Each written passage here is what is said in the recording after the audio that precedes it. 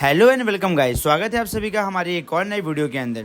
दोस्तों, हमने आपके एसएससी क्लास 10 का चैप्टर नंबर 9 कार्बन कंपाउंड को समझना स्टार्ट कर दिया है। तो आज के लेक्चर के अंदर हम लोग यहाँ पे समझेंगे स्ट्रक्चरल आइसोमरिज्म क्या होता है। अगर मैं बात करता हूँ स्ट्रक्चरल आइसोमरिज्म का, तो स्ट्रक्चरल आइसोमरिज्म का मतलब होता है ये एक ऐसा फिनोमिना है, ये एक ऐसा कंसेप्ट है जिसके अंदर हमारे पास कोई भी कंपाउंड रहेगा, उस कंपाउंड का आप चाहे जितना स्ट्रक्चर बना लो, लेकिन उसका मॉलिक्यूलर फॉर्मूला जो रहेगा वो एक जैसा रहने वाला है। सो अगर मैं इन जनरल टर्म्स में कहूँ तो आप ऐसा अज्यूम करो जैसे हमारे पास कोई एक्टर हो गई आलिया भट्ट। तो अभी आलिया भट्ट किसी फिल्म के अंदर किसी की मम्मी बन सकती है, वैसे मम्मी ठीक नहीं लगेगी वो, तो किसी फिल्म के अंदर किसी की गर्लफ्रेंड बन सकती है, किसी मूवी के अंदर वो किसी की बहन बन सकती है।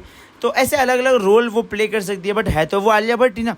तो कहने का मतलब यहाँ पे ये है कि हमारे पास कंपाउंड का एक ही मॉलिक्यूलर फॉर्मूला होगा। मतलब यहाँ पे देखो एग्जांपल दे दिया है इन्होंने C4H10 का, मतलब इन्होंने आपको ब्यूटेन का एग्जांपल दिया है। तो भाई ये जो ब्यूटेन है आप इसको अलग अलग तरीके से दिखा सकते हो। मतलब आप 3 कार्बन नीचे लगाओ, 1 कार्बन ऊपर लगाओ, 2 नीचे लगाओ, 2 ऊपर लगाओ, आप अलग अलग वे से इसको रिप्रेजेंट कर सकते हो। लेकिन इसका जब भी आप मॉलिक्यूलर फॉर्मूला निकालोगे, जब आप इसके अंदर सारे तामझाम को आप जोड़ोगे कि भाई कितने कार्बन है स्ट्रक्चर के अंदर और कितने हाइड्रोजन है, तो आप हमेशा ये पाओगे कि इसके अंदर हमेशा 4 कार्बन रहने वाले हैं और 10 हाइड्रोजन रहने वाले हैं।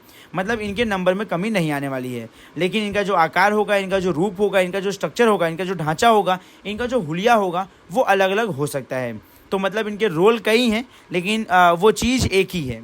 अब मोटी मोटी बातें बहुत हो गई, अब थोड़ा बारीकी समझते हैं यहाँ पे। तो यहाँ पे आप ये देख पाएंगे कि यहाँ पे जो 4 के 4 कार्बन है, वो चारों कार्बन देखो लाइन से लगा दिए गए हैं और उसके अकॉर्डिंगली एक कार्बन की वैलेंसी होती है 4, मतलब हर एक कार्बन 4 बॉन्ड बनाएगा। तो यहाँ पे देखिए हर कार्बन ने 4 बॉन्ड बना लिया है अलग अलग कंपाउंड के साथ में। ये देखो यहाँ पे ये चेन सिस्टम है, जैसे छुक छुक गाड़ी चलती है वैसे ही यहाँ पे एक कंपार्टमेंट दूसरे जुड़ा हुआ है, दूसरा तीसरे जुड़ा हुआ है, तीसरा चौथे जुड़ा हुआ है। तो एक के पीछे एक के पीछे एक के पीछे लोग क्या हुए हैं, यहाँ पे जुड़े हुए हैं, अटैच हुए हैं। तो ऐसे हम ड्रॉ कर सकते हैं। अगर ऐसे ड्रॉ नहीं करना है तो आप इसको अलग तरीके से भी ड्रॉ कर सकते हो। जैसे 3 हमने चेन में ले लिया और 1 ले लिया ब्रांच में, एक अलग कर दिया यहाँ पे। तो 3 एक जैसे हैं और एक क्या कर दिया हमने साइड में कर दिया। तो आप ऐसे भी कर सकते हो। लेकिन अगर आप यहाँ पे इसका मॉलिक्यूलर फॉर्मूला जोड़ोगे, अगर आप इसके अंदर कार्बन का नंबर जोड़ोगे, अगर आप इसके अंदर हाइड्रोजन नंबर जोड़ोगे, तो आप ये पाओगे कि इसके अंदर 4 ही कार्बन है और 10 ही हाइड्रोजन है।